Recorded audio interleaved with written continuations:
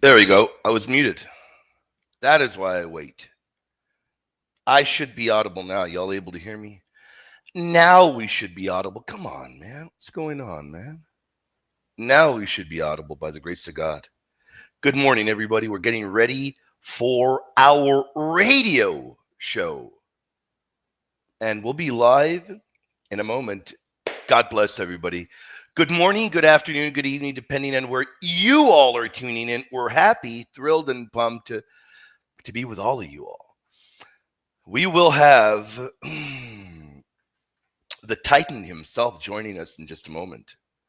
We'll be talking about the papacy in just a moment. Let me share the links.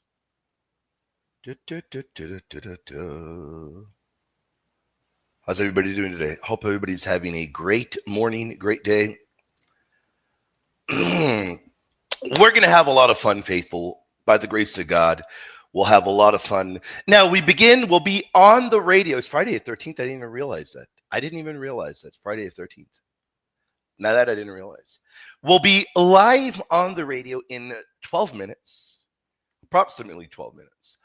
But we'll have Elijah here with us by the grace of the Lord in just a moment. We're going to be talking about all things papacy related. And you all can definitely send your questions. And the goal will be the goal that we have all the time. The goal will be to go our full hour on the air, and then afterwards continue backstage, continue here.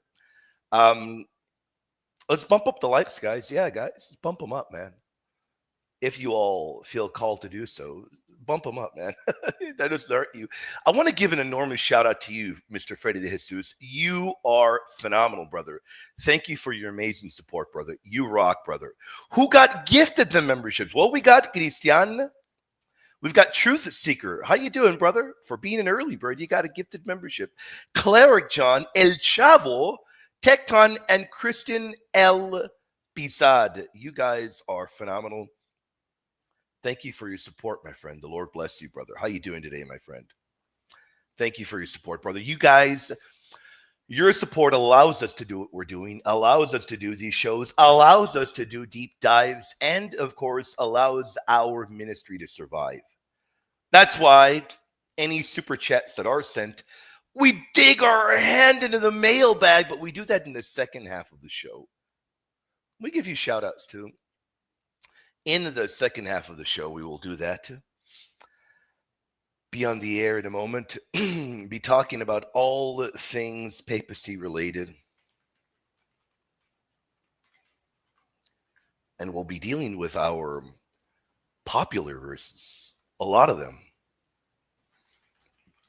Who's the saint of the day today? Let me see.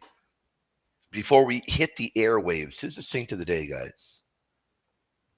St. Catherine de Ricci. There we go. Dominican from the Dominican order. There we go. St. Catherine de Ricci. Awesome. There we go. Phenomenal. Guys and gals, remember, it doesn't hurt. At least I don't think it'll hurt. I don't think it will break any legs. To hit the like button. Remember, you hitting the like button allows us to be more visible. Maria Gonzalez, ¿cómo estás? Satuchi, buenos días y good morning. Y un americano en Peru. Good morning, my friend. Sturge, how are you today, heretic? How you doing, brother? Drinking that heretic juice? Abel the heretic. How you doing, Abel?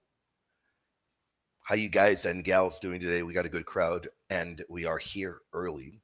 St. Catherine de Ricci was of the Dominican order, so we still have 10 minutes before we go live. Where are you, Virgin Most Powerful Radio? Usually they're backstage and they're ready to rock and roll before we go live. I don't see them back here right now. And I'll use this time to get my charger and get my phone charged. I got about 9%, and I got to hit the gym after this, man. I got to hit the gym after this. There we go. All righty, man. We're going to have a lot of fun. We'll be talking all things papacy related. Bill the Butcher, man. There you go. Bill the Butcher. That's what I like. St. Catherine de Ritchie, we're going to go over passages like showing you that Christ established a visible kingdom. You know, Jesus doesn't preach about an invisible idea. You know, he preaches about a real visible kingdom. He proclaims a kingdom with officers, if you will. We'll look at Isaiah 22, 20 to 22, which really does show us the establishing of the royal steward, the al-Bayit, where it is one man given the key, the authority to open and shut for that king, and a successive office from Shebna to Eliakim. And this matters a lot. We're going to talk about how that matters a lot because we'll be on the air.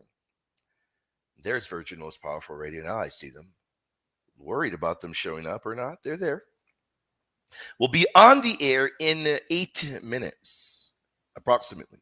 This will be important, faithful, because we're going to see a lot of theology unveiled for you. A ton of it, like never before. Because remember, this background does matter because Jesus is David's heir, rightly so. That's why the Gospel of St. Luke chapter 1, verse 32 to 33 says, the Lord God will give him the throne of his father David. A Davidic throne requires a Davidic steward. That is just the logical conclusion to things, right? It really just is a logical conclusion. Richard, how you doing, my man? The logical conclusion to things. By the way, faithful, if you all have not checked this out over there on patreon.com, do not forget to do so. We have our Ave Maria in Greek radio show tonight.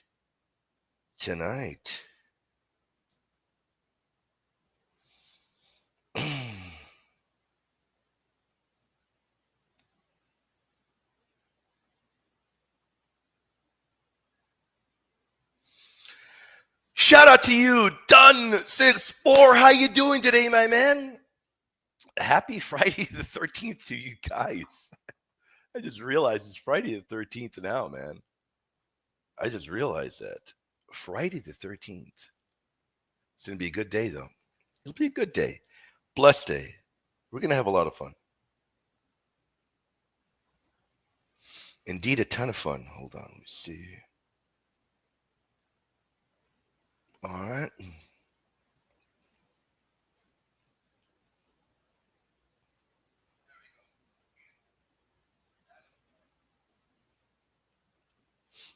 Be alive on the radio in just a few minutes.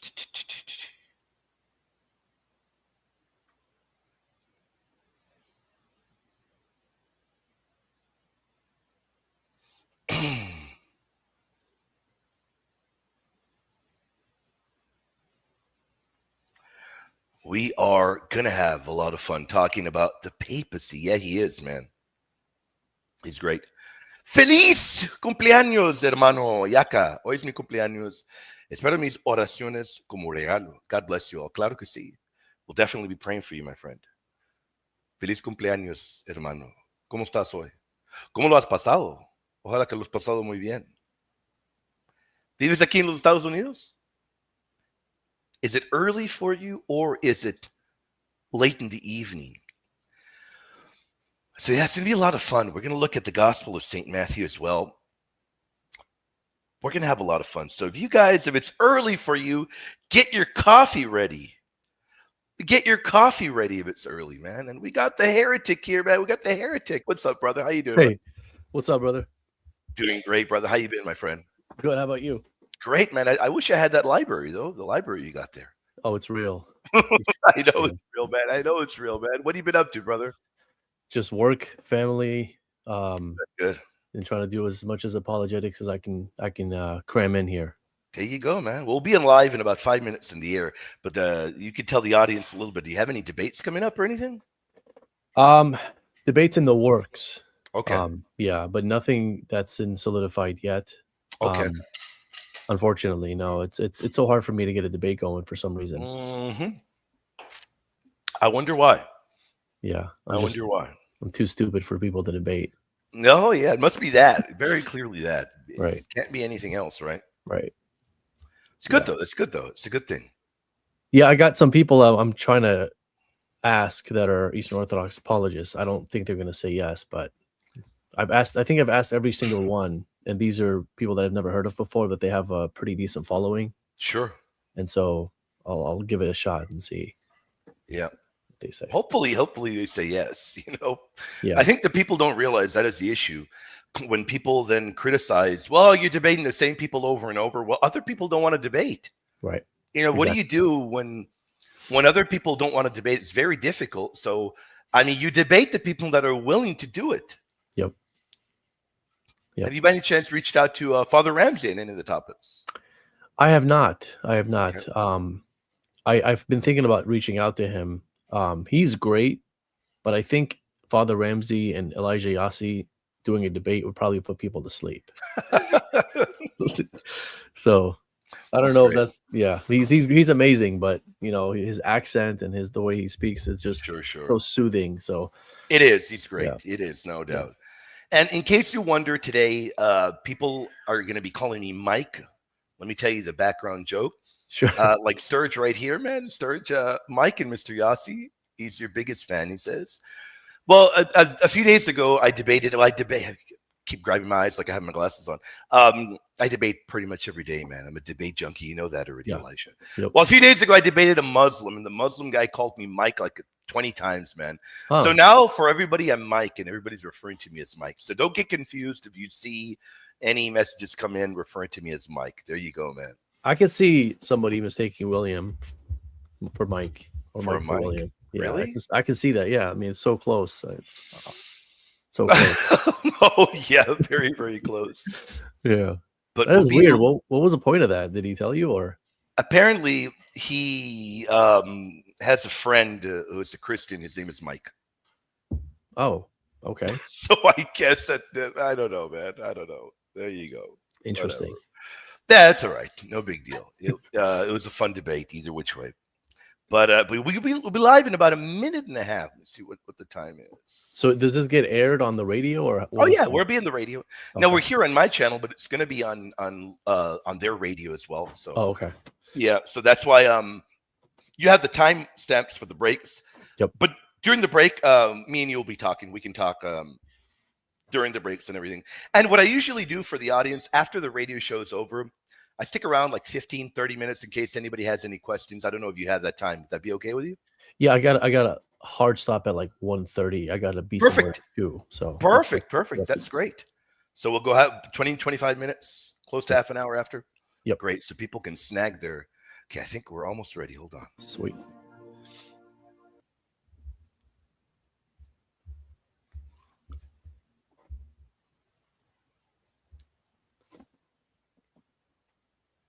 Don't get scared. Any moment the music will boom.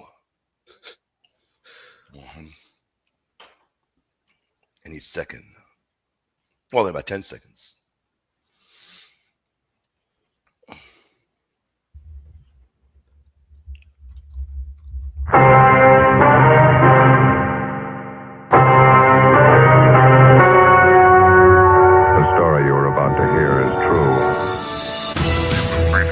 Catholic commentary.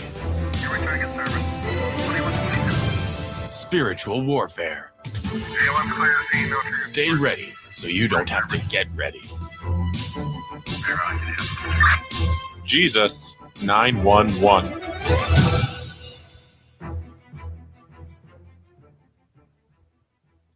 And we are live. We are on the air, everybody. Happy Friday the 13th.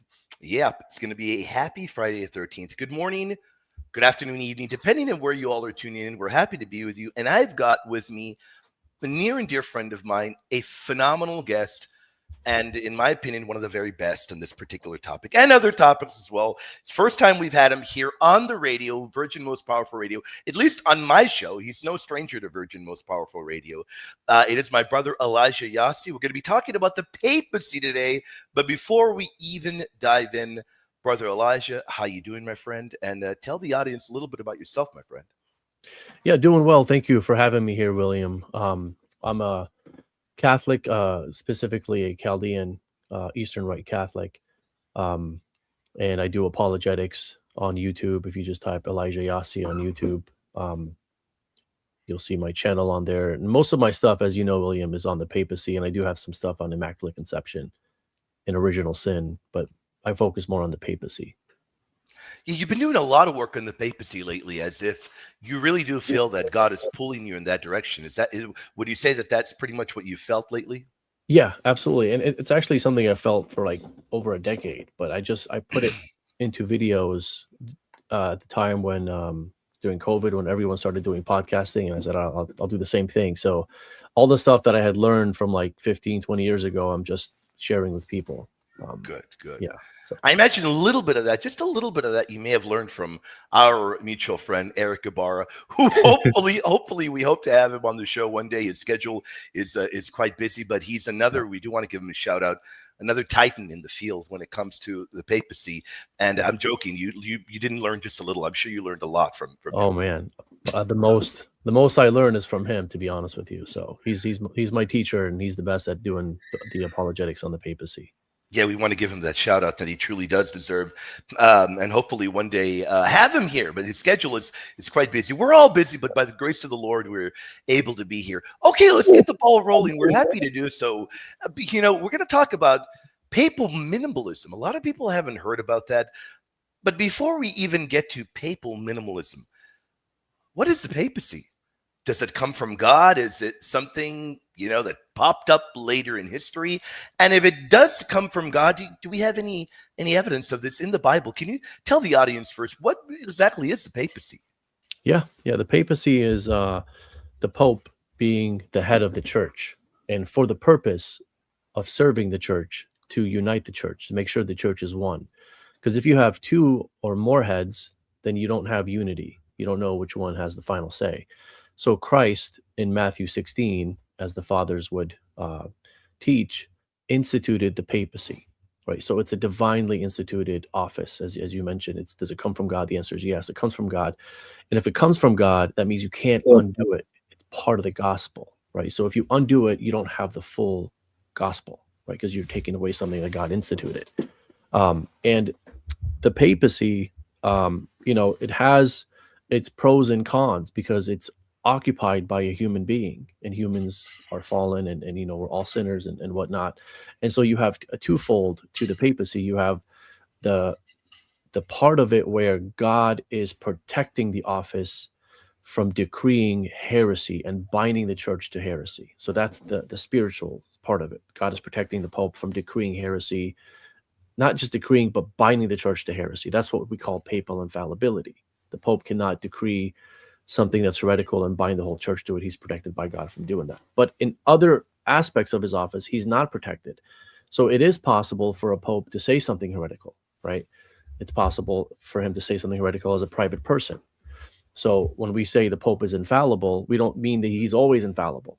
He has specific conditions where he is. And he has what's called universal jurisdiction. That means he has authority over all bishops, all laymen, all priests.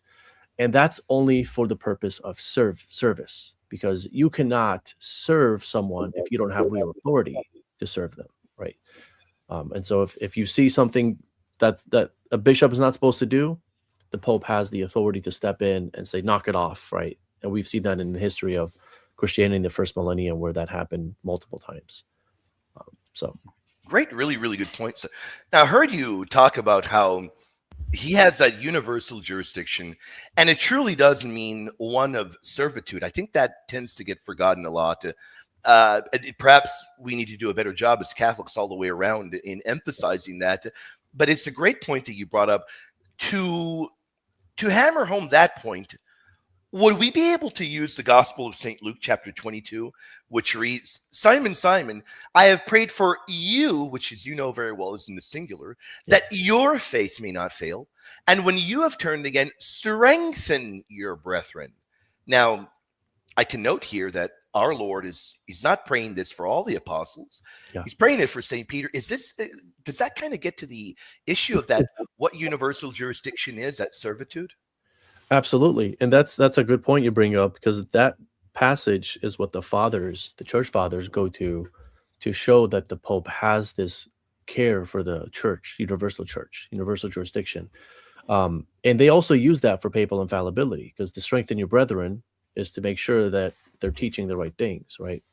And in fact, another passage which I'm sure is going to come up here is John 21, right? Where Christ says to Peter, "Feed my sheep, tend my lamb, feed my sheep." And that is another passage that the fathers go to show that the Bishop of Rome, the Pope, has universal jurisdiction, and it was an office that was instituted by Christ. And those are the three Petrine passages that we point to show universal jurisdiction and papal infallibility. But the Luke 21, right? 22. Luke 22. I get confused too, because Luke 22 or John 21 or John, I do too. I do too. I get those. I'm always like, which one is which? But that one is a very powerful one, because it's used in the context of when the church is in turmoil. There's splits and divisions.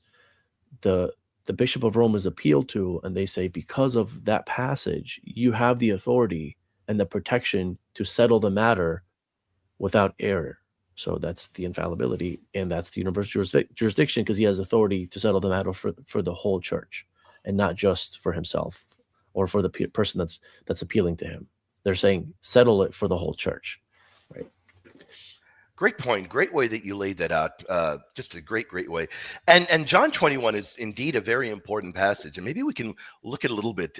It's a great one, because the way that I see John 21, it really does seem to me like St. Peter is very clearly put as shepherd over the whole flock.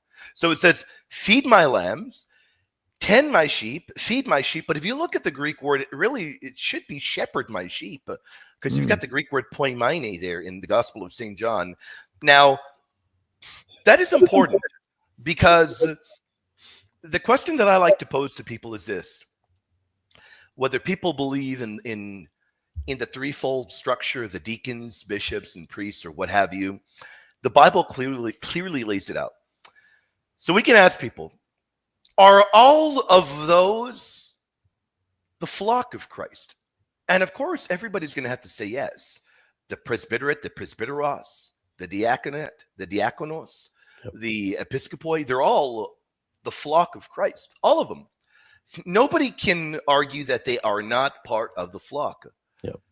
Well, if that is the case, and an evangelical or anyone agrees with us on that point, well, that's pretty devastating for their position, because St. Peter is made shepherd of that whole flock. That is pretty significant, because it is not just, well, your sheep or random sheep. No, these are Christ's sheep. Yep. And that is universal pastoral authority. Now, we can talk about what does that universal pastoral authority mean, but I think that's pretty clear, don't you? Oh yeah. That's a great point you bring up. And it's not just, one section of the church or that section. He has the care of the church universal, and that is the language that the fathers use to apply to the Bishop of Rome. So that I don't know how you can get around that, right? It's like, okay, is it flowery language? Is it just honorifics, empty honorifics? But it can't be, because it's being used in practical matters, right? It's like, okay, this is the reason why we believe the Pope has this authority, because of the passages that you mentioned, and those passages are applied to him when matters in the church are in turmoil. And so he has to step in and solve the issue. And he doesn't have to solve the issue by himself, but he has to be behind whatever is the final say. Yeah. And if he's not behind it, then it has no validity, right? That's what we believe. And that's different from, say, like the Eastern Orthodox or Oriental Orthodox Christians, who don't believe that he's absolutely necessary. He's relatively necessary, but not absolutely necessary. Well, according to the Bible and early church, he very clearly is necessary. And we can see this from the Bible. It's so clear. From the book of Acts, without a doubt, he initiates his apostolic action.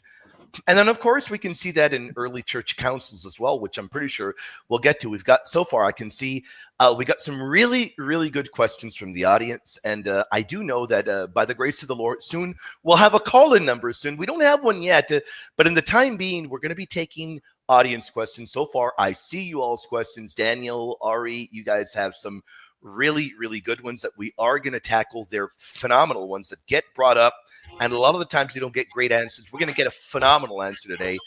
Stick around for the other side of the break. We'll be back in just a moment.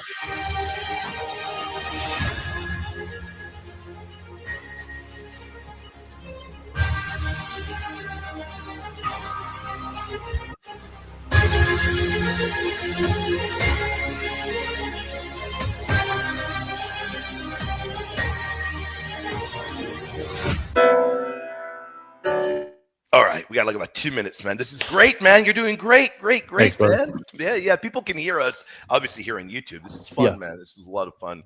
Well, when we come back, we'll begin talking about papal minimalism. We'll start tackling that. And Ari has a great question. Ari, shout out to you. Thank you for the support. We'll tackle that as well too. As you can tell, they're calling me Mike. Still calling you Mike. Everybody calling me Mike, man. Oh, man. At least Alana is not calling me Mike. Alana, God bless you. Thank you for your support. At least Alana's not calling me Mike. But how you doing, Ari? Hope you're doing well. And Daniel as well, Mike. Mike, everybody's calling me Mike, man. That's all right. That's all right, man. It's just. I mean, if he called you Bill, I'd be like, okay, I could see that. Yeah, I don't know why he called me Mike over and over. That Muslim guy, over and over. How you doing, Ari? Michael, how you doing, brother? This reminds me of when we used to do this with Gary Machuda. Oh yeah. Yeah. Oh yeah. Yep. Yeah, I remember that. So no, yeah, that was fun, man. That was format. Yeah, similar format. It's similar, same format. Yeah, yeah. It's very chill, and it goes by so fast because it's like 3 or 4 segments, and they're just flying by, and like, oh man, super chill, man. Yeah. Super chill and fun, and yeah, that's why I got my Diet Coke. What are you drinking? Coffee? You drinking anything? Water? Anything? I'm just drinking water. My diet water. Yeah. Okay, you diet water, man. Oh my goodness, water. How do you people do it, man? I was drinking coffee earlier, but okay, I'll do 1 or 2 cups, and that's it. Upon the church. Okay, still radio. Still. Where's my man Gary? Okay, Gary says we got a minute. Look, a little bit about over a minute. You drink coffee? Do you drink it? You drink it dark, or you drink it with cream and sugar? Or I usually drink it black, but occasionally I'll put milk or cream in it, but no sugar. Okay. Yeah. Okay. Not even Splenda. No, I used to do that, but I don't do that anymore. Or not. I used to do stevia, not Splenda. Stevia. Man. Yeah. Breaking my heart. You don't like it because of all the chemicals and how bad it is. Is that it? Yeah. Yeah. No. Yeah. Yeah. So I'll do stevia if I need something sweet, but okay, well, you'll do stevia if you do. Okay, hold on. Let's see how long we got. Percent. Realestateforlife.org, 877-LIFE-US1.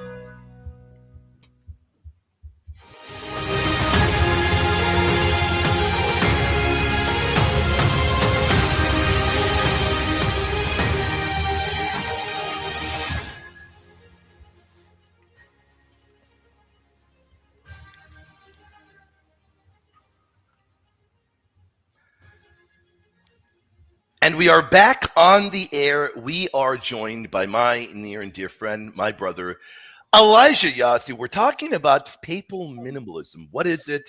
What is the papacy? How is it important? Why is it important? And we plan to tackle some very, very good questions. All right, we've talked about the papacy from the Bible. We'll tackle a few early fathers. Without a doubt, we're going to have to because we've got some great questions that have come up. We'll tackle a few of those later. But the one thing we haven't heard a lot about that we've got to really do a lot of focus on going forward, papal minimalism. What on earth is that? For people that may be wondering, okay, you guys are talking about the papacy, but the title of the show is Papal Minimalism. Maybe you could tell the audience a little bit about that. What is papal minimalism? Yeah, that's a good question. So we want to talk about, first of all, the word minimalism isn't there to minimize the papacy, and it's not there to minimize the true teaching of the papacy. It's actually to bring forth what it is, because minimalism is in contrast to maximalism, which is the erroneous way of looking at the papacy. And maximalism is the Pope is above the church in a tyrannical sense, not in a service sense, right? He's a tyrant. He's a lone ranger. He's an autocrat. He does things by himself. He does whatever he wants, and no one can say no. And he doesn't work with his brother bishops, right? And he's infallible in all things in anything he writes, he says this and it's infallible. That's maximalism, right? Right. And that was in Vatican I. That was the error that was being um, refuted in Vatican I, right? Because there were some bishops that had that belief and they wanted to promulgate that at Vatican I. Sure. And so what was promulgated was in opposition to that. In fact, after Vatican I decreed on papal infallibility and universal jurisdiction, what happened immediately after is you had the media, the journalists in 1870s. They were writing newspaper articles that Vatican I promulgated this like absolute monarch, right? And so to contrast that or to refute that, there were bishops that wrote letters to the Pope saying, this is not how we understand Vatican I. We were there, and how we understand it is more tamed. It's not what these guys are saying. Right. And so that's why it's termed minimalist, because it's bringing it back down to earth to where it belongs. It's not something that's maximalist, but it's not trying to minimize Vatican I. It's trying to bring forth and contextualize Vatican I, which is basically that the Pope, when he has to decree something, is normally how it works is he works with his brother bishops and together they promulgate. And that's how we've seen things happen in the last 2,000 years in the church. It's not the Pope alone. It's the Pope and the bishops together. They hold councils, synods, and even if he's not holding councils and synods, he's polling them before he's decreeing what he wants to decree. That makes sense. That really does. That does get to the heart of the issue, is that so many people really do view the office of the papacy as one that is I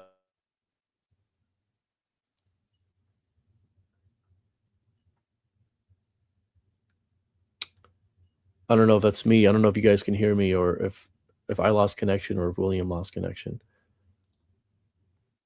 I'm back. Yeah. Oh, there you are. So many view the office of the papacy as one that is like a tyrannical figure, like a completely tyrannical kind of figure that rules with an iron fist, that just completely, can smack down all of his fellow bishops and is just kind of like a Godzilla kind of a figure.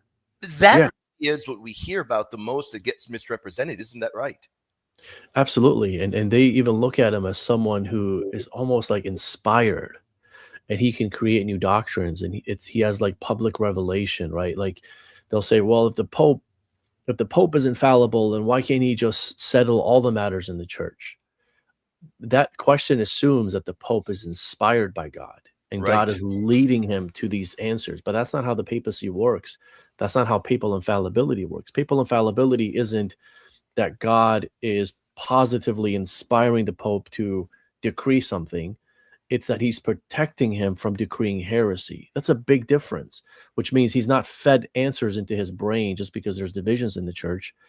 What happens is if there is a division in the church and the Pope is appealed, he has to do his due diligence to find out what the truth is.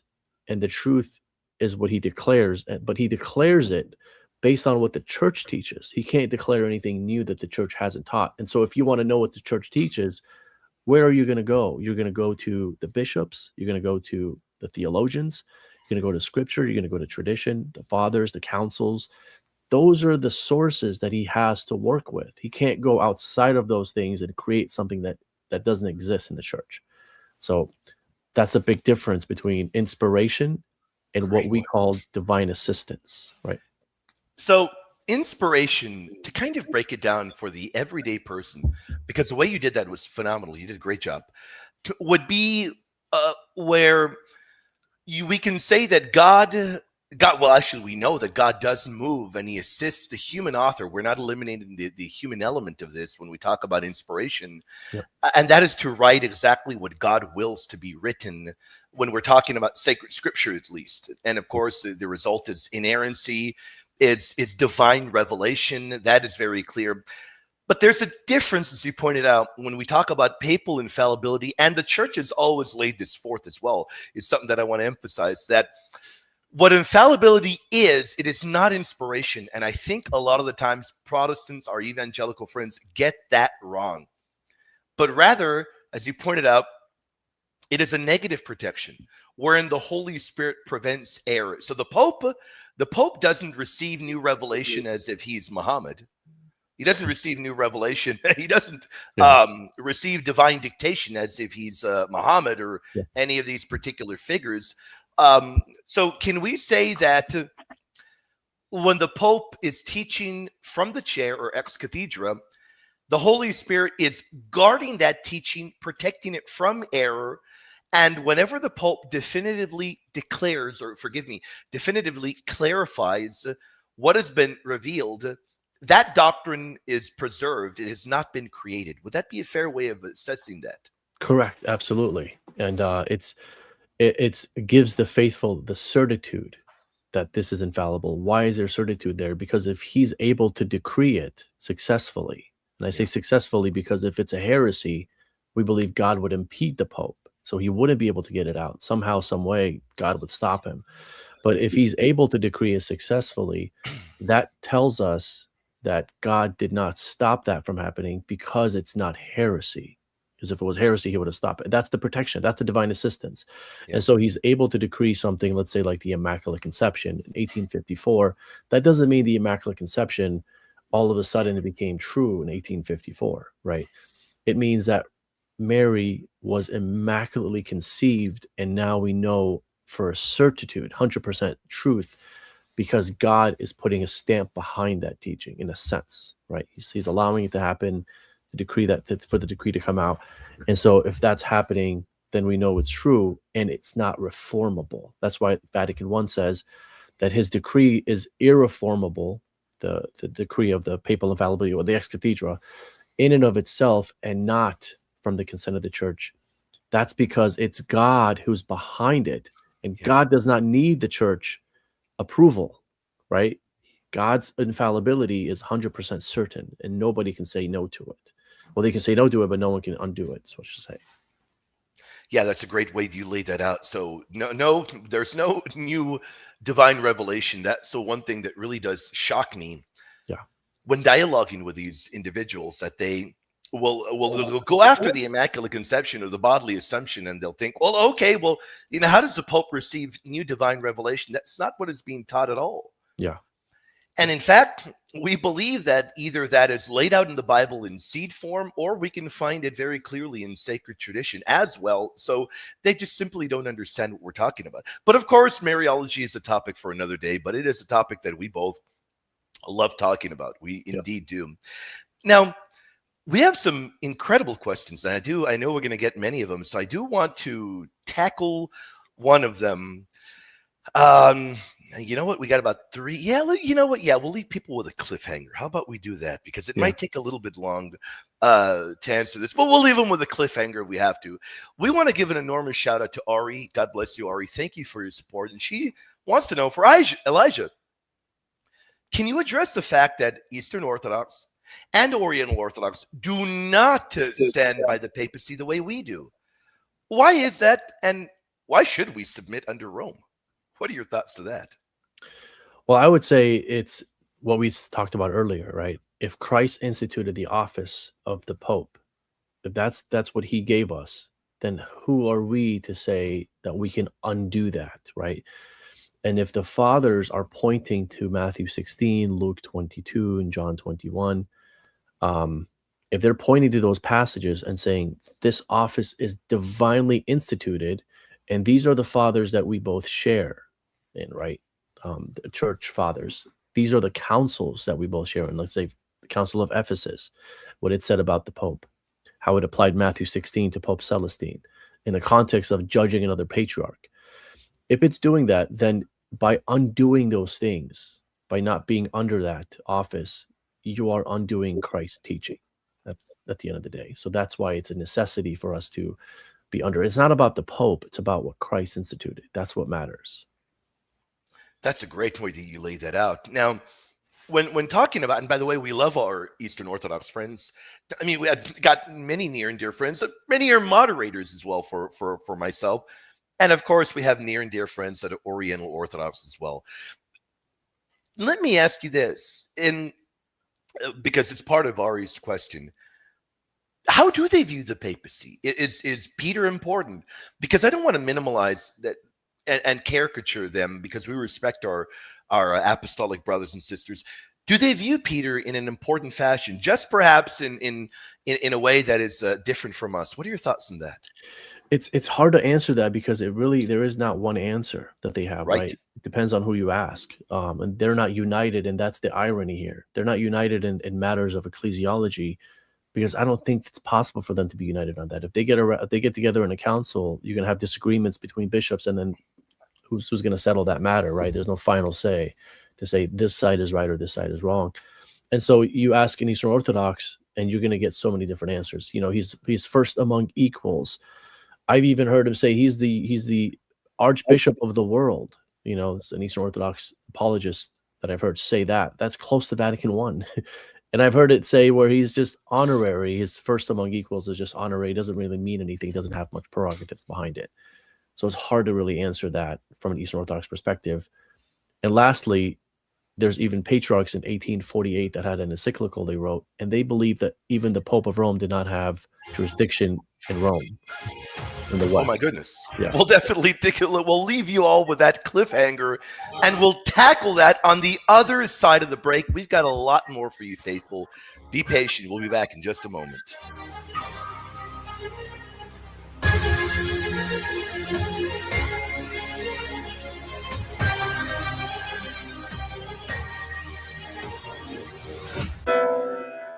Man, time flies when you're having fun. This is fun, isn't it, man? Yeah. And actually, if you don't mind, I want to clarify. I want to expand on what I just said. Yes, of course. People can take that out of context. He didn't. They believe that he didn't have the ability to be appealed to in the West.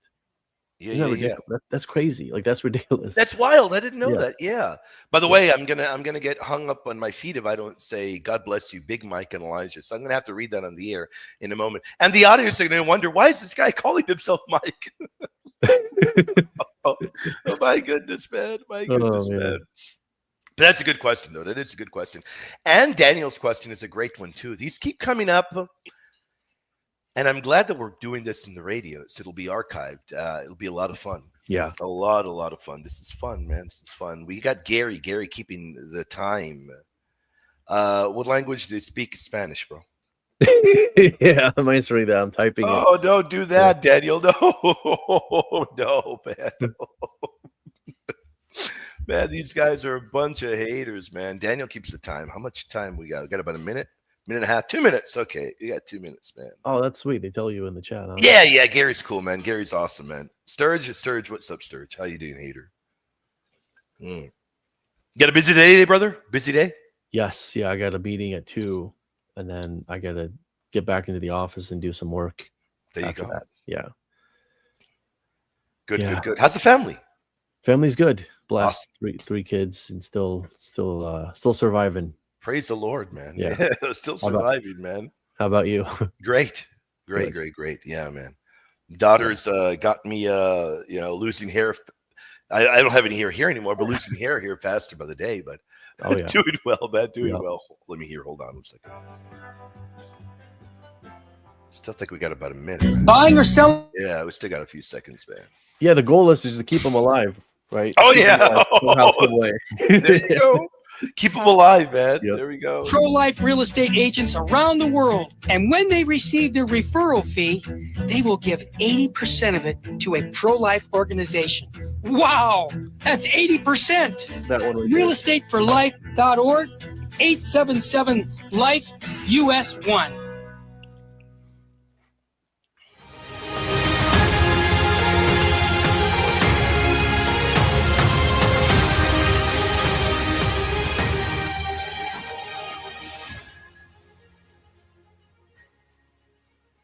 And we are back, and we're talking about all things papacy related, papal minimalism. And you left the audience with a bit of a cliffhanger there. Yeah. And you did tell me during the break you wanted to return to that and lay out some clarifications. Zach, could you do that for the audience? What is it that you were referring to there? Yeah, so there's an encyclical that the Eastern Orthodox patriarchs all consented to. They all wrote it, and they actually sent it to the Pope. And in the encyclical in 1848, it said that Rome doesn't even have the jurisdiction to take appeals in the West, not even in the Church Universal Wow. or in the East, but in the West where he's the patriarch of, right? Because they believed every bishop can govern his own diocese, right? And so they don't need to go outside of that and appeal to somebody else as a higher authority because all bishops are equal.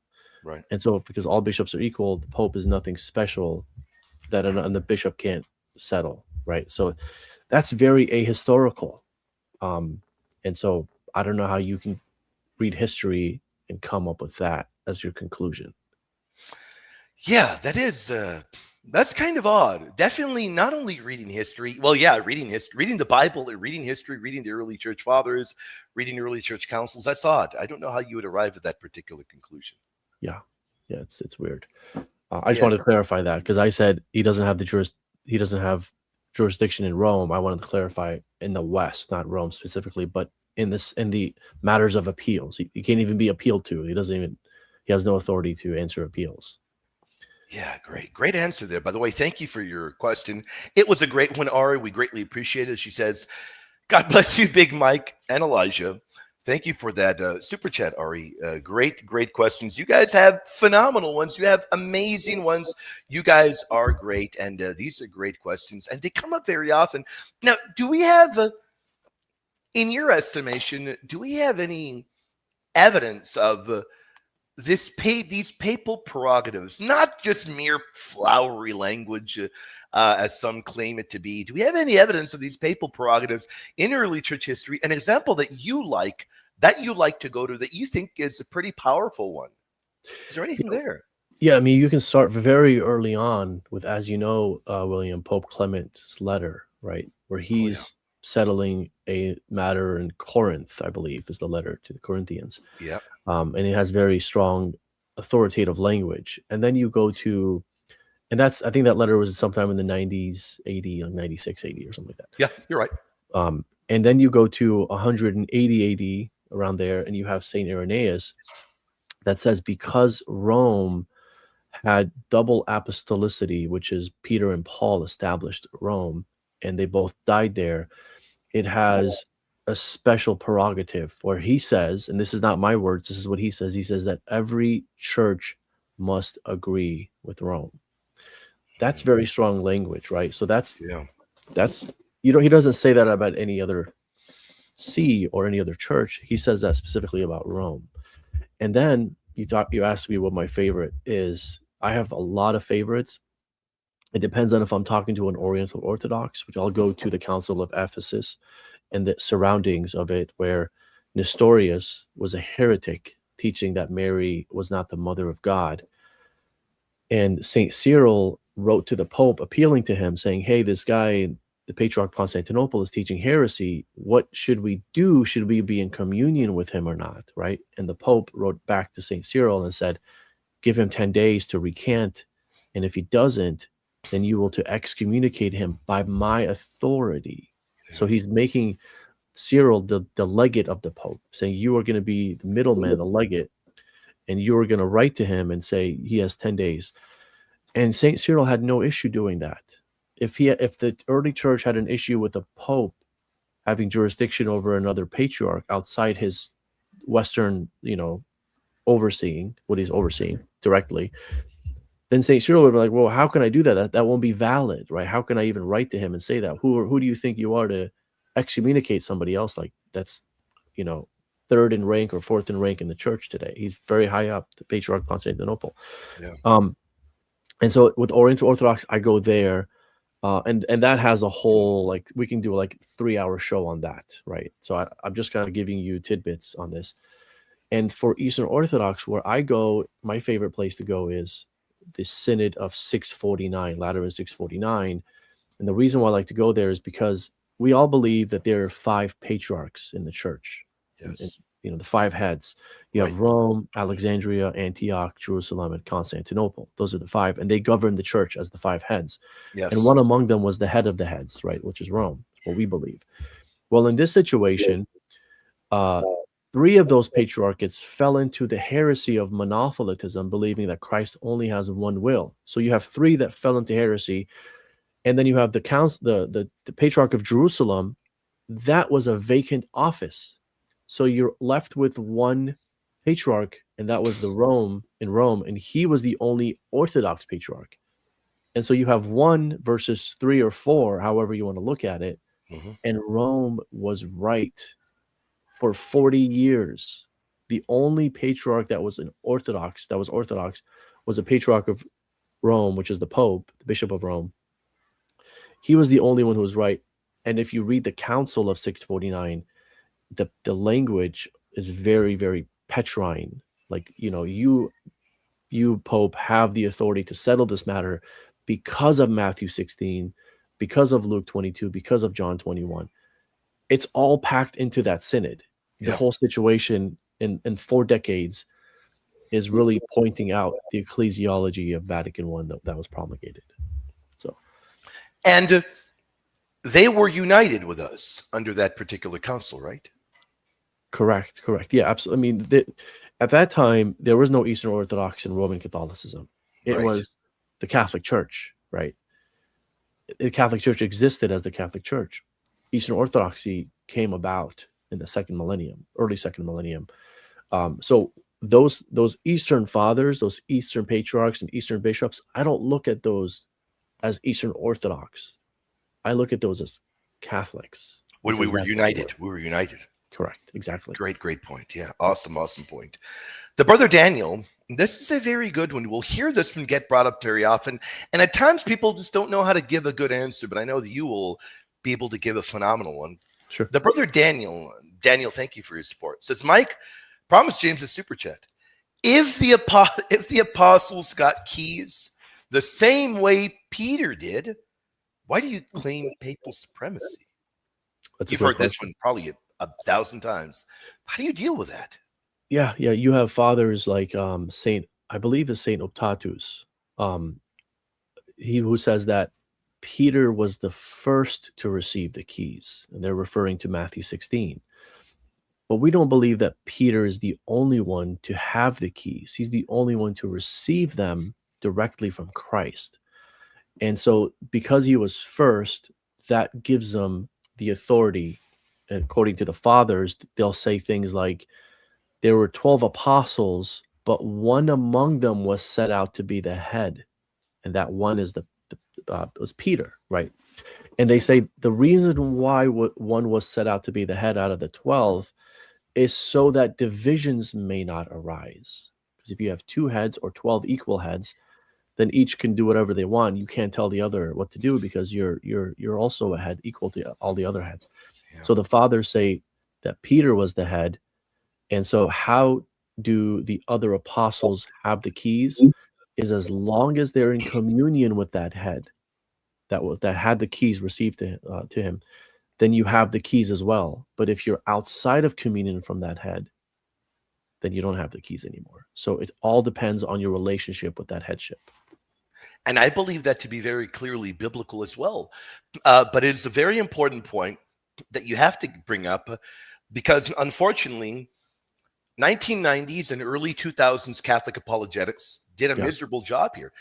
Miserable job. And I continue hearing today people making this error, and you make this error and then you're mincemeat, you're toast. You need to understand the other apostles received the keys. Yes. The language is there.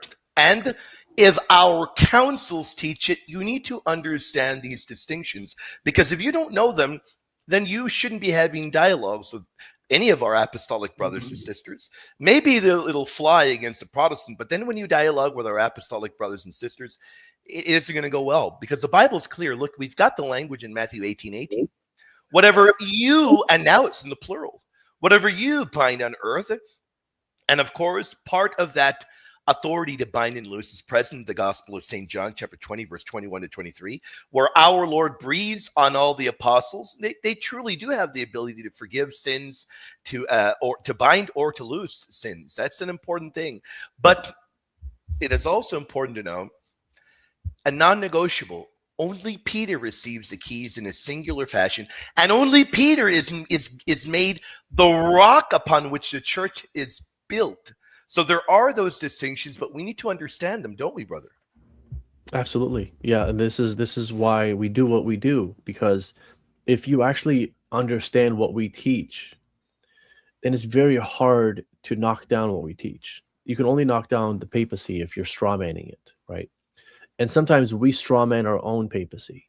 And so that's why we do this whole show on what is papacy? What is the papacy? That's why we say it's minimalist papacy, the position of the as a minimalist one, because we're trying to contextualize the ones that have lifted up so high that you can't even defend it anymore based on scripture and history. But when you bring it down to its proper understanding, what Vatican I was trying to get at, and also Vatican II, now you can defend it with ease, because now you can see the early church and scriptures teaching the very thing that we are steel manning at this point, if that makes sense. It does 100%. Why do you think it even got to that point? Why do you think it even got to that point? Just poor catechesis, or what do you think?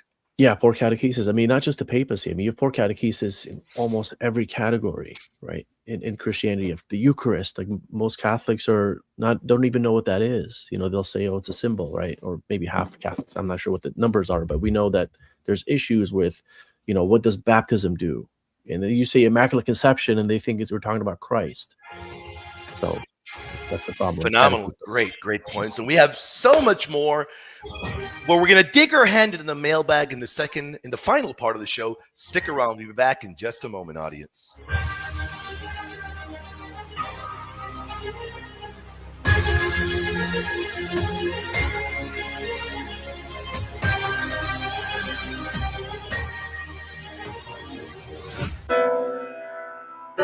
This is fun. Yeah, you're right, John. You're right.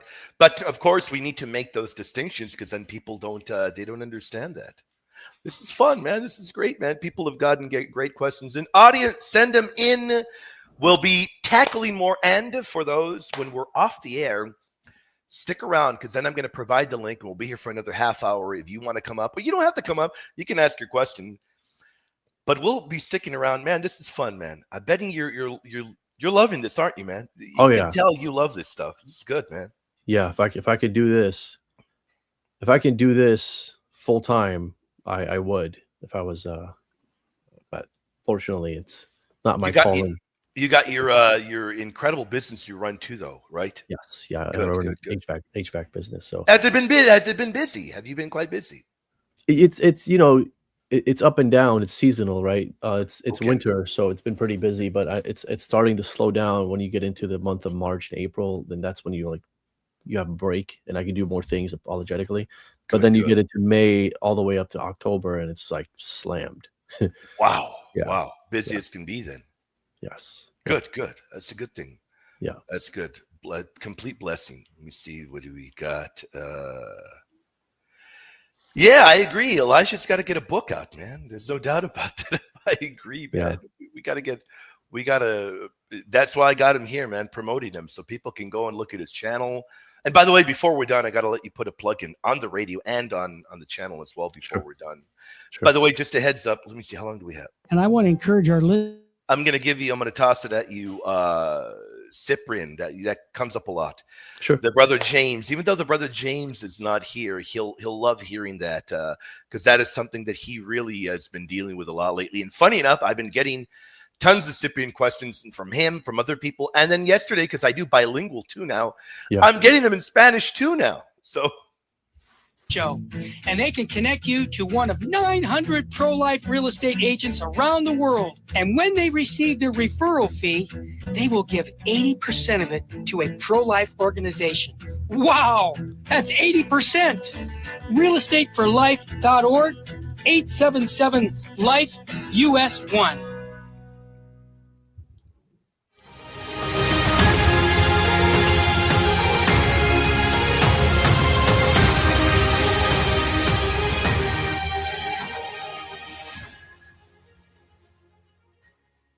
And we are back from the break. We've had a great time with you all, but we're not done.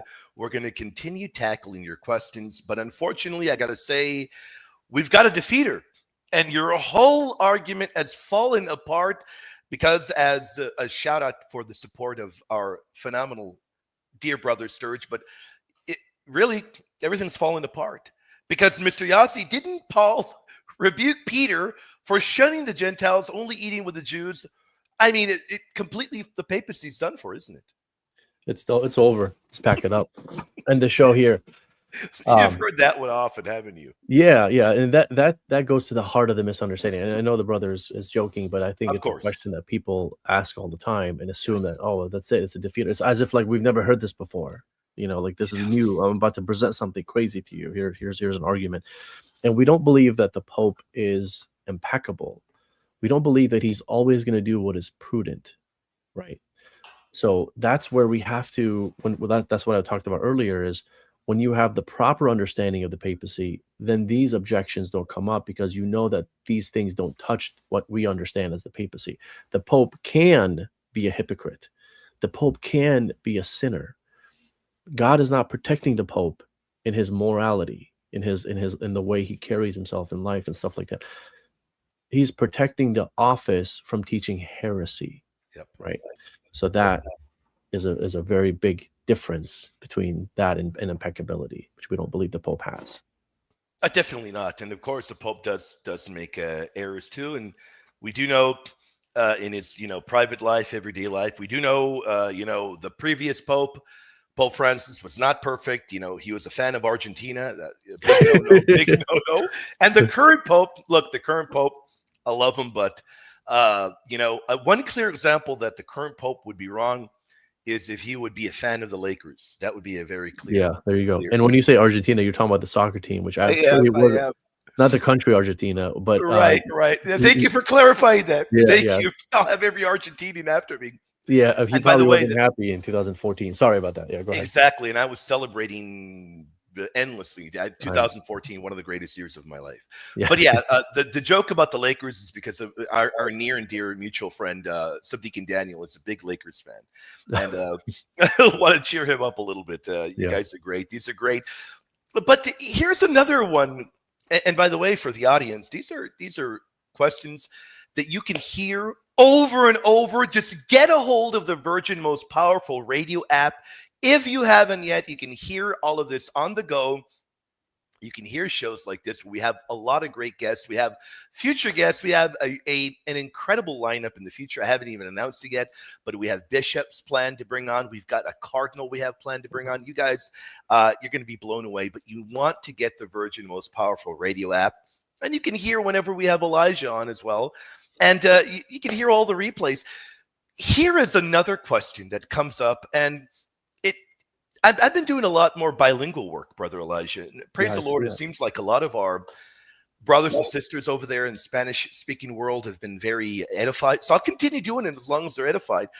But I know that when I hear the very same material being brought up in the Spanish-speaking world that I hear in the English world, I say, we got to deal with it. Saint Cyprian, you know this one already. Yep. It comes up. I don't even need to tell you the argument, but for the audience, I'll tell you.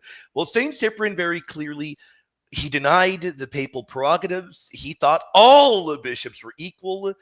And that pretty much ends every argument you've laid out tonight. How would you reply to the arguments levied against us when it comes to the great 3rd century father, the great bishop, St. Cyprian of Carthage? Yeah, that's a very good question, and this is something that actually doesn't even take one show to answer. It's actually a series of shows, which I know my brother that we mentioned earlier, Eric Ibarra, is actually working on releasing very soon. He's going to have a whole show on Cyprian ecclesiology and dealing with that. But what I would say, if we have like a elevator pitch or real quick, is there's an evolution of Cyprianic ecclesiology. In the beginning of his bishopric, he was very papal in his understanding of ecclesiology. In fact, he has the famous quote about Rome being the center of unity, and that's powerful testimony to the Bishop of Rome being the head of the church, because he's the center of unity. He's making sure that everyone's playing nice, so that everything is united as one. And Saint Cyprian believed that at that time, but where he started to undo that a little bit is when he had a controversy with the Pope himself. It was on baptism controversy. Do we rebaptize or not, and stuff like that. And so once he had that, then he kind of walked back a little bit of his claims on the papacy. But that kind of begs the question, because the claim is from the East or from Protestants is that nobody believed in this Vatican I ecclesiology in the early church. Definitely not in the 3rd century. Some will say not even in the first 1,000 years of the church. This is all made up in the 2nd millennium. But we're in the 200s right now, right, with Saint Cyprian. Right. So they say nobody believed in this ecclesiology Vatican I. Well, that begs the question, because it was Saint Cyprian versus Pope Stephen.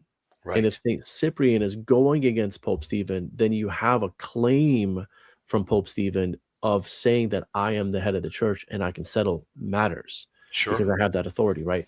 So it's actually all ironic that what they try to use is Cyprian to disprove the Backfires. ecclesiology, but it backfires. And in addition to that, when Saint Cyprian was dealing with another bishop, which like you said, all bishops are equal. Well, if you actually believe that, then why did he appeal, St. Cyprian, why did he appeal to the Pope to settle the matter between him and another bishop if everybody's equal, right? So he appeals to the Pope, and he tells the Pope to excommunicate this guy.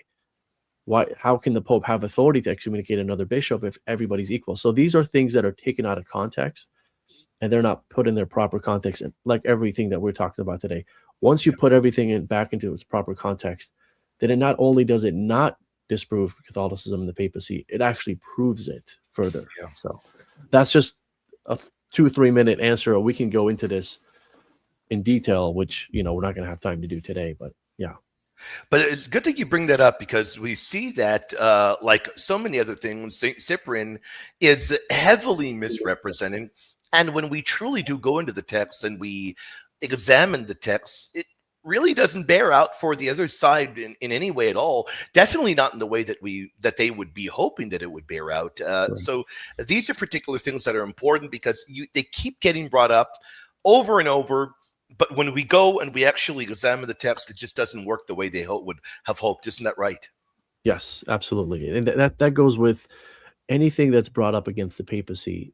It's brought up because they're only looking at it 1 centimeter deep, right? But once you go into it and put your hands into the workload of like looking at the primary sources, looking at what the scholars teach or what they're saying about these primary sources, looking at the councils, the fathers, and all the context that surrounds the situation, where they're only giving you one quote in the situation. But once you go into it, then you're like, well, wow, that quote is just like in the background now. It's not even saying what they think it's saying, right? It's actually saying the opposite of what it's saying. Sometimes, and there are other times when there's situations that are a little bit more difficult. I don't think there's a situation in the 1st millennium to where Rome doesn't come out as the winner or on top or as the right side of history. So that's a testimony to the infallibility of Rome, right? So, but I just encourage folks to don't fall for these tricks. These tricks are just, they're not tricks. I don't want to call them tricks, but that's how they come out.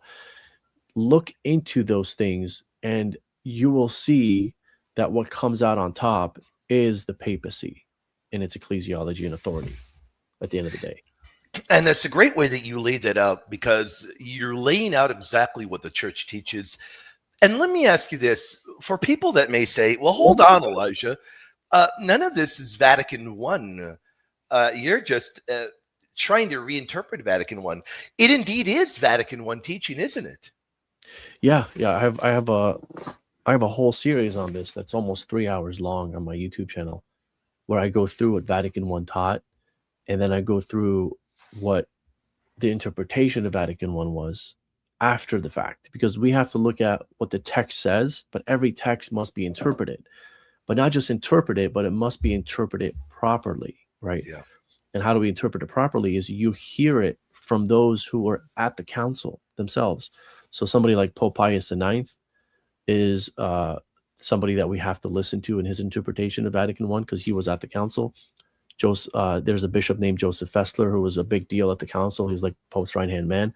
Yep. Someone named Bishop Gasser, and all the names, like you also have Cardinal Newman, and those are the folks you want to read if you want to understand Vatican I properly, not somebody like a non-Catholic who is just having a straw man version of the papacy that we don't believe. So Now we got about a minute and a half before we have to go off the air. We've had a wonderful time dialoguing, but before we wrap it up here on the air, I do want to give you a chance to promote. Where can people find Elijah Yasi? Anything you're working on, any website, any YouTube page, anything that you want to promote? I want to give you a chance right now because I think you've done a phenomenal job today. Put in any plug you'd like to put in, brother. Yeah, thanks for having me on, William, first of all, and thanks for everyone that's tuned in and tuning in. Elijah Yasi is Elijah, my last name Yasi. If you just Google that on YouTube or Google or search it on YouTube, you'll see my YouTube page. It's just called Elijah Yasi. I have some stuff coming out, mostly on the papacy. So if you're really interested in this topic and going into the history of the first millennium and showing where Catholicism shines over the other churches and proving Vatican I, you want to subscribe, and we'll have some stuff coming up. And I have a lot of stuff on there that's what we've already talked about, but in detail. Like today, we can only go into it a little bit, but I expand on these things in detail. And we're definitely going to have to bring you on many more times in the future. I think the audience can definitely greatly benefit from all of this and continue dialoguing and talking about the papacy. Audience, we've had a great Friday the 13th with you all. It is indeed a blessed Friday the 13th. We have appreciated everyone for tuning in. You guys have been great. You guys have been incredible. And of course, we are back again in a few days, every Wednesday and every Friday morning at 11 a.m. Central Time. Depending on where you all are tuning in, we are live. And of course, we got a lot of fun stuff planned for you coming next week. And there's more programming following this show. Everybody, God bless you. See you all very soon.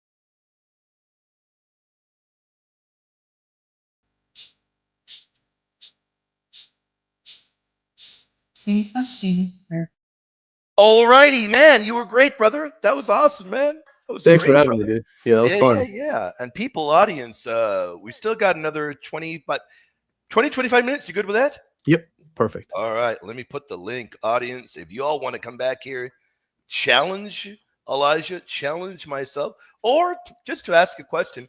We got about 20, 25 minutes more, guys and gals, and then we'll go off the air. Or if you don't want to come back here, I have pinned the link. Send your questions in. We will do our very best to tackle them. We got a great crowd. People really like hearing this, man. I think I get like about 150 in the morning when we're doing the radio show. The majority of people are fast asleep. You had a good crowd today, man. People like hearing this, man. Oh, that's awesome. That's good to hear. Yeah. There's no doubt. Hopefully, you get more debate set up soon, man. Do you have an idea if you'll have any new ones set up anytime soon? Do you have any idea? So I do have somebody who agreed to do something, but it's not a debate. It's more of like a dialogue, conversation back and forth. Okay.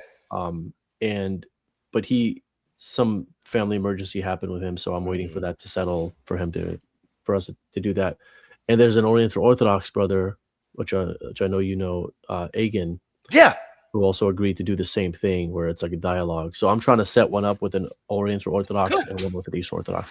So those are tentatively there, but we don't have a date, right? They both agreed that they would do it. Oh, okay. Yeah, Very cool.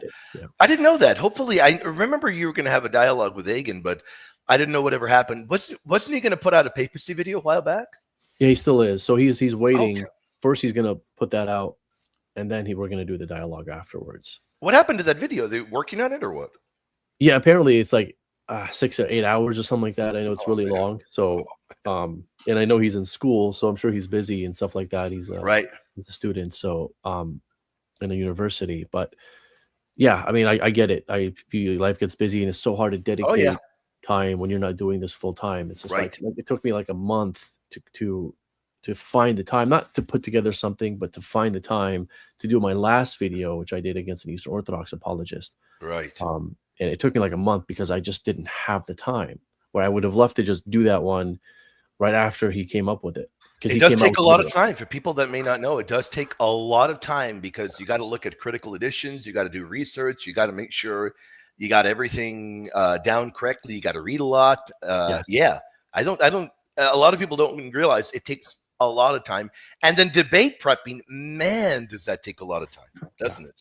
Oh man, my last debate I did, I was preparing for like 10 days before the debate, and I was because I can only have time to prepare when it's like 9:30 or 10 o'clock at night, which is why I do streams so Sure, late. late in the evening, yeah. Yep, and because that's when my kids go to sleep, and now I have some time to dedicate to that. But I can't do that every day because I have a wife. I can't just like say, hey, I'm just going to be doing this every night, doing this Sure. apologetic stuff, right?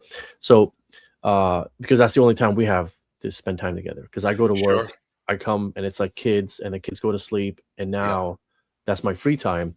And so for 10 days, I was doing the preparation from like 10 at night to 3 or 4 in the morning. Wow. And I was waking up to go to work at like 7:30. Oh man.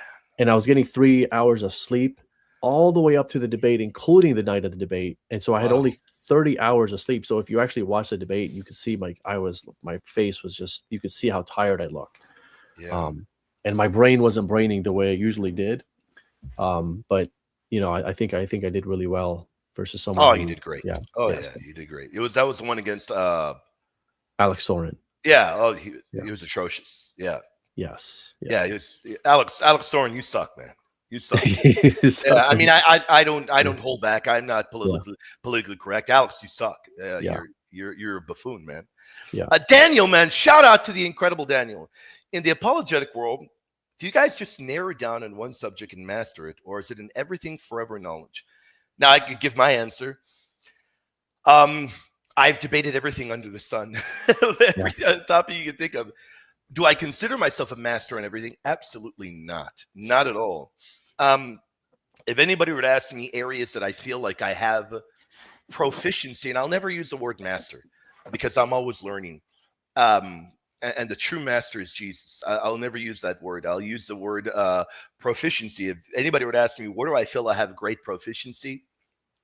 I will list 4 areas. I think Mariology is one. I think that's where the Lord has called me the most. Yeah. That's why the Lord put me together to work with Father Coppins, and we continue working together. The other area would be Trinitarian dogmatics. That would be that. And then the number 3 would be purgatory. And number 4 would be images, icons, and statues. I feel like I have great proficiency in those areas. Do I think that I can debate other topics and do well? Well, that's why I study and I put tons and tons and tons and tons of time into it to get a grasp of it. But in areas where I feel I have a great proficiency, I would list those. Then let me toss another one out there, the canon. But of course, I would not put myself on par with either Gary or David. In fact, of the 3 of us at the Apocrypha Apocalypse, the 2 best are Gary and David. They're the 2 best. Absolutely. Elijah, yourself, go ahead. Yeah, I mean, I always tell people I'm a one-trick pony because I focus on the papacy. I mean, I can, as you know, we've debated the Immaculate Conception together. Oh, you're great at Immaculate Conception. So that's my other one that I like to focus on. But lately, as you pointed out, it's been all papacy. You feel like the Lord is calling you in that direction. Yep. Yeah. So that's my that's what I don't know, like people like you or Eric and these apologists, like even Christian Wagner, like you guys have a more you have a bigger portfolio of what you can do, right? I'm not there. Like for me, I focus just on been doing one. it longer. It's really the only reason. Yeah. I mean, but still, even if you're doing it longer, it's not easy because, as you know, Christianity's dogmas can be as simple as for a child to understand, and then as complex for angels to comprehend in a more beautiful way than we ever could, right? So it's like there's a range of it, right? No, it's not easy at all. In fact, even if I feel like I have a great proficiency in a certain area, let's say the bodily assumption. Yeah. I feel like I have a great proficiency there. It doesn't matter. Let's say that I get a phone call and somebody wants to set up a debate in the topic. I'm back to the books. I'm back to studying. I'm back to mastering it. And I'm back to trying to get better, because there's no way that I would ever be arrogant and say that there is no way that I can improve. There's always a way to improve. So if I'm going to debate a topic I've debated many times over, I'm going to get back to the books, back to studying. Look, I've debated the perpetual virginity about 10 times. Yeah. In English and Spanish. I'm debating it again in a month. So I'm back to reading and back to studying, back to primary sources. That's just the way it is. And that's because it's like, if you think of a boxer, right? When he has a boxing match that comes up in a month, he's not going to sit home and be like, yeah, I've been boxing my whole life, right? He's going to be training for that month. And the next match comes, he's going to be doing the same thing. He's going to be training and getting better and better. So yeah, that makes sense. No, there's 100%. And the one thing that I do is, usually if my opponent is a pretty nasty person, I will remember the nasty stuff they said about Mother Mary, and that will be inspiration, even more inspiration. B. Mitch, how you doing, brother? Blessings, Big Mike. Oh, man. And Elijah, any advice on how to effectively study and grow in theology while working with a wife and kids? Very great show today, guys. Yeah, that's the biggest struggle, is trying to find that balance, because you can't dedicate your life to one or the other. In fact, your number one priority is not apologetics, unless that's what you do full time, which I understand. Like that's your job, right? So that's what you dedicate your life. Just like I do HVAC, right? Yep. Some people do apologetics, but if that's not your primary occupation, then your number one is your wife and your kids, right? And then whatever free time you have, and I think if you have if you're communicating with your family, of an understanding of like this is going to be my time, like once or twice a week, this slot, that really kind of puts things in order, right? Sure. So now that you have an understanding and you have an expectation of yourself when you can go and read these things, and sometimes like you can as you're at work, I don't know what you do for work, but you can put on your headphones and listen to a book, right? I know sometimes it's hard to pay attention, but it's better than nothing. If you're working and you're in between breaks, read a book. Lunch break, read a book. You try to get these things fit in. I know Eric Ibarra, he made me laugh one time. He goes, "I'll have a book with me when I'm at the grocery store in line." Wow. In line and he goes, "I'll just pull out my little pocket book and I'll start reading at the grocery store." Because you got to just fit them in as much as you can without disturbing your family life as much as possible, right? What I do is, and I got the tactic. Well, it's not so much a tactic, but the idea from Father Kopp is audiobooks. They go a long way. If I'm driving somewhere, I got an audiobook on. If I'm at the gym, a lot of the times, depending on the workout, I've got an audiobook on. That's pretty much that. I found that to be a very effective way. Very, very effective way. Shout out to Daniel. Daniel, thank you for the support, brother. God bless you. He says, it is getting out of control to meet 3,000 employees, man. The diaconate, by the way, we're praying for you, brother. This brother is he's in the diaconate. We got to pray for him. Oh, nice. Learning Greek, keeping up with Mike's page. Keeping up with Mike. I knew somebody was going to send a super chat forcing me to say my name was Mike, man. And listening to my wife advice. Okay, well, here's the advice. Don't listen to the wife. No. I'm joking, man. No, man. No way. What would your advice be to him, man? And definitely not, don't listen to the wife. No way. Oh, man. I mean, pretty much everything we just said. It's just, you got to fit in as much as you can in these little tidbit moments. It doesn't just have to be like you're sitting there for 2 hours just hitting the books. If you have 15 minutes, spend that 15 minutes reading. And like you said, listen to podcasts and audiobooks. Yeah. When you're driving, when you're walking, when you're exercising, and when you're cleaning or whatever it is that your duty is, when you're at work. There's not an easy answer. There's not a copy paste answer to this, because every situation is different. And as long as the people around you understand and they're communicating and you're communicating with them, then there's a mutual understanding that goes a lot better than just saying, hey, I'm gonna go do this for 3 hours tonight. Big difference. Yeah, enormous difference. Great answer there. We have somebody backstage. Hold on, where is it? Oh, Let me nice. see. We got Ari. What's up, Ari? How you doing, Ari? What's up? What's up? Can you guys hear me? Yeah, Yes, yeah. we By the can. way, great photo. You took it what, last week? Such a hater. Listen. At least I didn't have to say Big Mike on the radio. You You know. got me there. You all got me Yeah. there. And Yeah, and it, yeah. but that was my fault for being an idiot. And on Wednesday, Elijah, when I was in the radio, after I got off the air, I celebrated that nobody was smart enough to send a super chat and make me say Big Mike. That was Oh, my fault. That was my fault for saying it, because all of them must have written it down, Daniel, Ari, and everybody, and they must have said, okay, all right, We Friday all will knew. be here soon.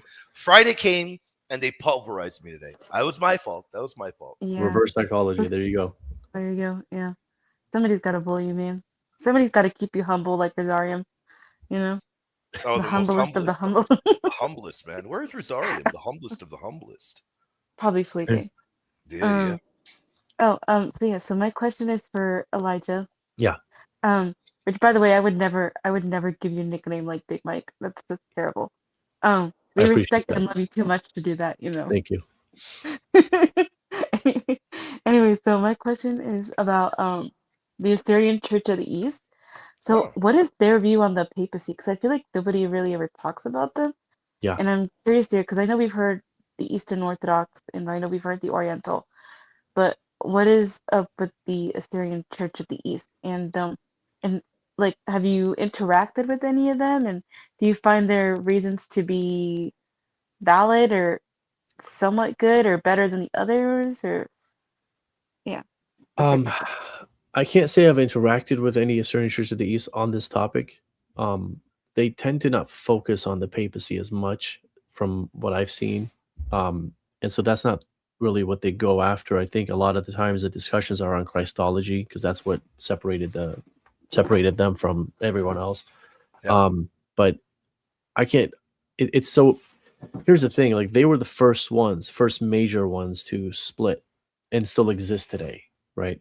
And that was in the you say you could say it's sometime in the 400s, right? Mm-hmm. But we really don't have like an actual like here's when it happened. It was just gradual. But what folks don't understand is that they actually had a council that they held because they were secluded from the Western world, from even the East and West. And they call that the whole thing. They call that the Western world because they were so in the other side of the world that East and West was the Western Empire for them or Western world. And they had a council and then they were decreeing on what the patriarch is, what his authority is. And if you actually read what they believe about the patriarch, it's very, very, very similar to what we believe about our Pope. You know, that he has this universal authority over all the bishops. Which is interesting to me because they must have gotten that idea from somewhere. Right. And so folks will point to that and say, that's where the papacy is disproved, because if the papacy was true, then why did this sect go off and say, we're going to do things our own way? Well, that actually points to the papacy because they're not making that up. They're pointing to Peter and saying the patriarch has authority because Peter has authority over all the apostles. But to answer your question, I mean, if I'm going to dialogue with an Assyrian Church of the East brother or sister, I think we would have to look at, number one, scripture, because there's not much for us to look at in history because the split happens so quickly. So you have scripture, you have St. Clement, you have Irenaeus, the Cyprian controversy, and then what else is there? I mean, I guess you have the Tertullian hostile witness. there you go, Tertullian, Saint Jerome, also with Pope Damasus and stuff like that. That's it. I mean, you don't have much to work with, so it's more difficult to go into history and say, here's the proof of the papacy with the Assyrian Church of the East, and they don't really care about that topic as much as I've seen. Like I've never had anybody come to me as an Assyrian Church and dialogue with me about the papacy. It's always about Christology, which takes a smart person to dialogue about that, and that's not me. It's very complex. Yeah, it's very complex. Yeah, I was wondering about that because I feel like nobody really everybody focuses on, because I think maybe the Eastern Orthodox and Oriental, they're very vocal about it. Yeah. Whereas I've seen the Assyrian Church of the East are just like kind of minding their own business in kind of a way. So I'm just like, oh, I Well, They're I'll wonder tell there why you. though. Yeah, I I think know they're there, but I'm saying like it's not as common to hear I'll tell like you why. these. In my opinion, I'm sorry to cut you off, but I think you bring up a good point. I think the reason why that is because when it comes to the Oriental Orthodox, their split happened because of a pope, Pope Leo, right? So to them, it's like they felt like they were disregarded. It's like, oh, who is this guy to come and tell us, right? And Eastern Orthodox, their split happened because of a pope and the authority that these popes are claiming. But if you look at the Assyrian Church of the East, it wasn't because of a pope. It was just Christology. It was the issue, and they just kind of gradually faded away and did their own thing slowly but surely, right? So I think there's a reason why. It's because the first two we mentioned, it was the papacy really that caused the controversy or the division or what have you, or the papacy was directly related to it. But with the Assyrian Church of the East, it was just Christology, and I think that's why they focus on that so much. Okay. And then I have a second question. Yeah. So I've been kind of just reading up and watching videos and everything regarding the papacy. Yeah. And a question that I got asked the other day, was like, they're like, have you ever thought about like why is it that everybody split up and not everybody is submitted under Rome? They're like, don't you think that's enough evidence, or I guess maybe not a good reason, but like, don't you think that should be like a reason into why we should submit under Rome? Because it looks like everybody had a problem with it.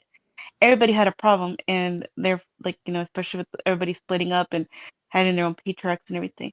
They're like, so why is it that you guys are so firm on the papacy when nobody else is following you guys, basically?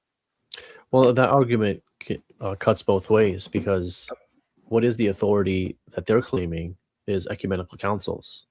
But did everybody fall and say, not fall, but did everybody submit to an ecumenical council?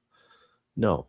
That's why the Assyrian Church of the East are not in communion with us. That's why the Oriental Orthodox are not in communion with us. That's why the Eastern Orthodox are not in communion with us, because they're not, well, the Eastern Orthodox because of the papacy and all that stuff, but they're not everyone is going and saying, hey, there was a council held, this council is authoritative, so that means everyone's going to follow it. That's not how it works. You can even take that step further. The scriptures are authoritative, but you have people that don't listen to the scriptures. God is ultimately the authority of all, right? He is the authority above all authority. But does everyone follow God? So if you're rejecting an authority, that rejection of an authority does not equate to that person not having the authority. So if my kids don't listen to me, it doesn't mean I don't have the authority over them. Does that make sense? Yeah. Yeah, and the other particular point that I pointed out to you, Ari, and for the audience, because it's helpful. We're creatures of repetition to hear it over and over. It's very helpful for all of us.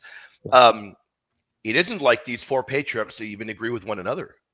Yeah. I mean, that's the important point. It's not like it isn't a situation of all of them are unified and they're all opposing Rome and they all agree on everything. Not at all. In fact, they disagree strongly even with each other. So yeah, I mean, and the other thing I'd point out is that if patriarchal consensus, if that was the test of truth, then you have an issue there, because as I mentioned, there is no unified voice there throughout history.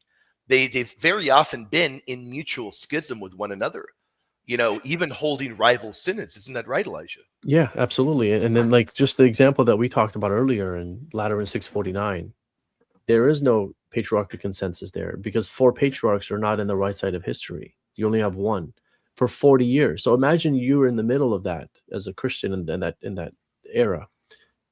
How are you going to know what the truth is? Yep. Right. If the consensus is what equates to truth or recognizing the truth, then you don't have a consensus. You have a complete split. In fact, the minority had the truth at that point, not the majority.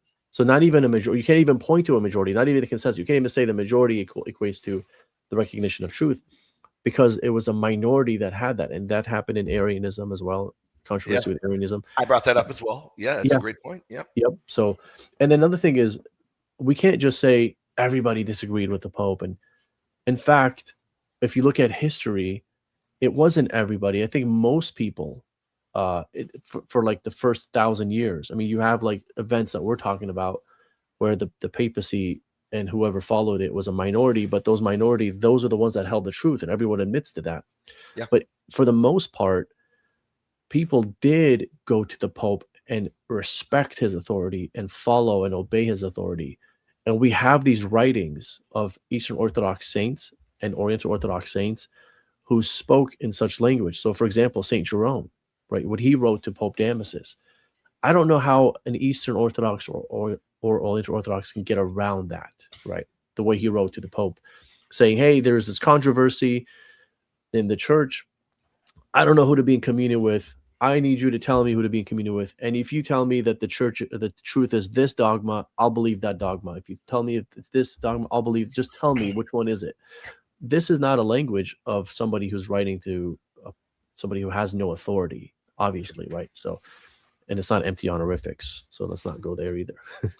And the other thing, another great one, not only Damasus, we got to remember his letter 130 to Demetrius. That to me is one of the most powerful ones. He says right here, I think, therefore, this is St. Jerome, that I ought to warn you in all kindness and affection. Notice what he's saying to Demetrius, to hold fast the faith of the saintly innocent. It's Pope Innocent. Yeah. Spiritual son of Anastasius and his successor in the apostolic see, and not to receive any foreign doctrine, however wise and discerning you may take yourself to be. He's telling you got to follow Pope Innocent in everything. Yeah. That is another enormous quote there from the great St. Jerome.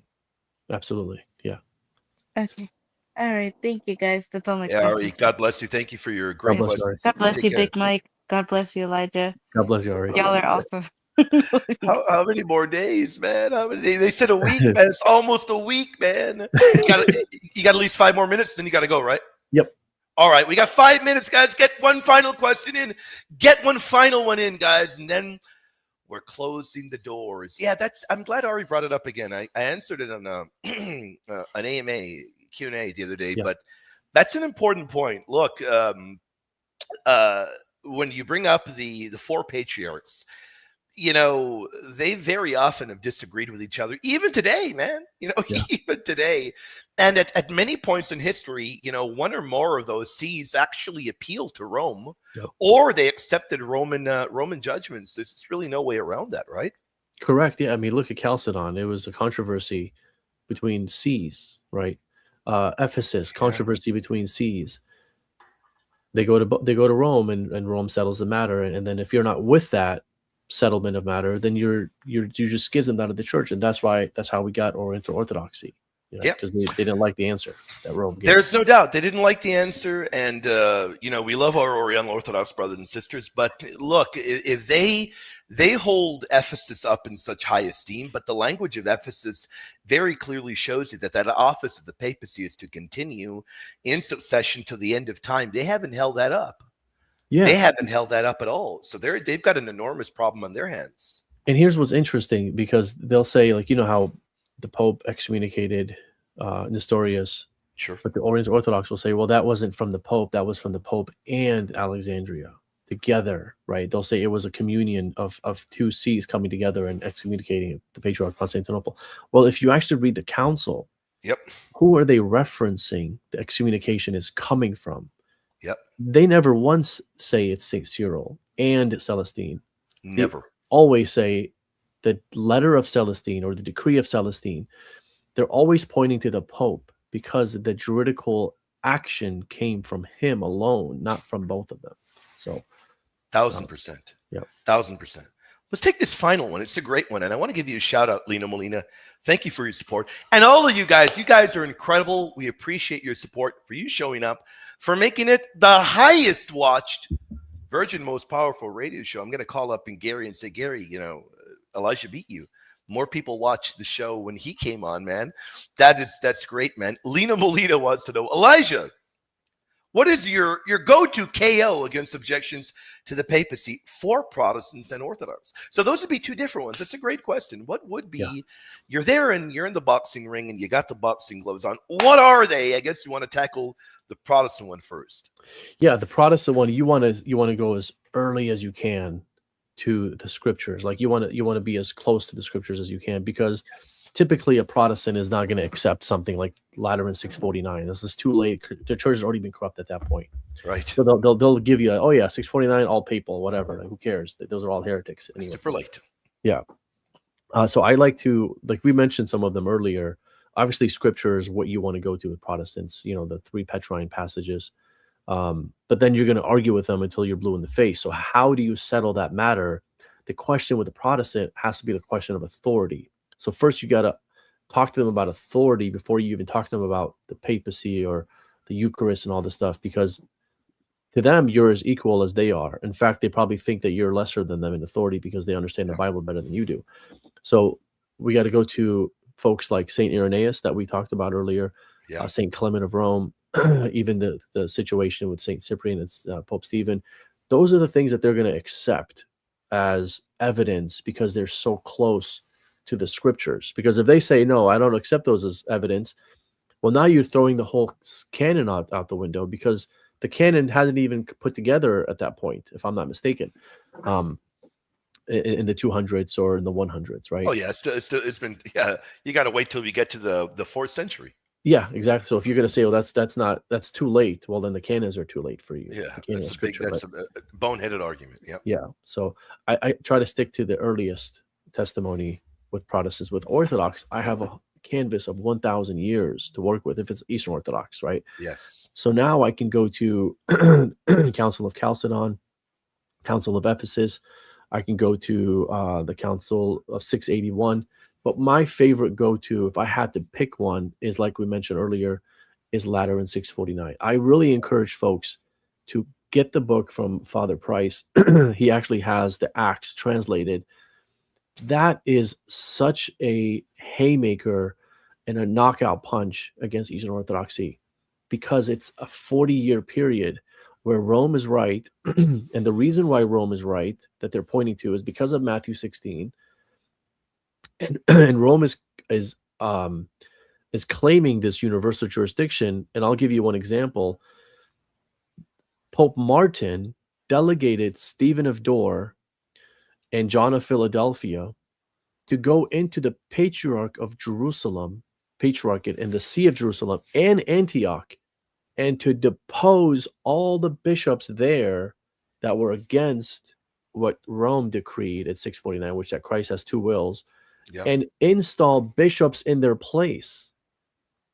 That is universal jurisdiction. He's going into another see, and he's taking 2 individuals and putting them there, and he's saying, your duty is to excommunicate all these heretics and instill the Orthodox bishops in that see.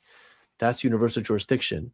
And the whole context of this controversy has to do with infallibility as well, because it's a dogmatic issue that the Pope is decreeing. So it's so powerful of a testimony, in my opinion. I think those are very, very powerful. Those are amazing, incredible. And I do know you have got to go soon, brother. So we want to wrap it up there. We want to thank the audience. You guys are amazing. You guys have been phenomenal. We thank you a lot. And if you want Elijah back, let us know. You got to let us know, because we're planning a lot of great stuff, guys. Elijah, before we wrap it up, put in any plug you want to put in, brother. I know you got to go soon, so go ahead. Yeah, just search me on YouTube, Elijah Yasi, Elijah. Yasi is Yasi, and you'll see my channel. Subscribe. I'll have some stuff coming out on the papacy that I think folks are really going to enjoy. So, but thanks for having me on, William. I really, really appreciate it, man. Absolutely, brother. We'll have you on many more times, and we'll be in touch, brother. God bless you, everybody. God bless all of you. Don't forget to hit like, flood the comment section for the algorithm, and we will be back again soon, everybody. God bless you all.